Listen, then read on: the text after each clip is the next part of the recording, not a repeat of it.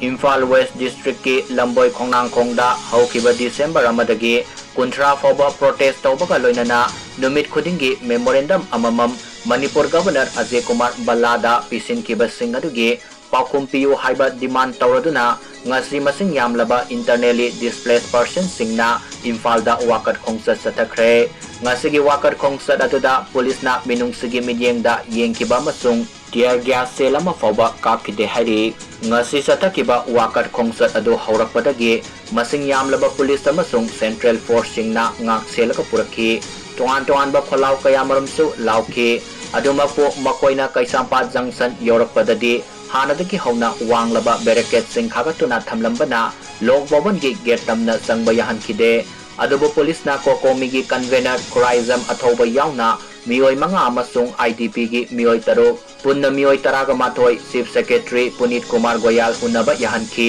makoi taraga mathoi na chief secretary unaraba matungda governor goina punna unasi haiduna punna khongbu semlaga ngasi nungtil pung 3:09 manga tabada lok babanda sangsin kibaga loinana makoi halaktriba fauba khongfam mamata lengloi haiduna IDP sing kaisampat junction mayada ngaiduna leinakhi ngasi kokomi masung IDP singgi mihut kangbu aduga governor ga unakhiba duda makoina taliba pakhum sing ado hayeng pabuge manungda aiba sero loina pigani haina thajaba pirakre hairi masiga loina na Manipur da buffer zone haiba ama leite laingak amagi makhada punna leibani haina so governor na mihut kangbu aduda sengdokre hairi tungda governor unarubagi pau kokomigi convener Kuraiza matawana miyam da tamkibaga loinana matungda buffer zone palakpa kangbu ado logi oiba thabak laukanaba taksilam ki hairi